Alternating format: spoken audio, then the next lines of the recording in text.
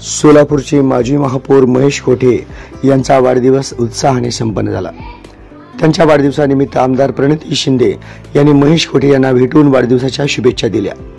यावेळी त्यांनी आमच्यात फक्त राजकीय संघर्ष असून व्यक्तिगत अडचणी काहीच नाहीत असे म्हणाल्या।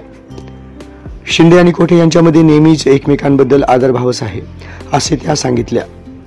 प्रणितीताईंनी दिलेल्या शुभेच्छा महेश अण्णा कोठे यांनी आदरपूर्वक स्वीकारले आणि ताईंना धन्यवाद दिले।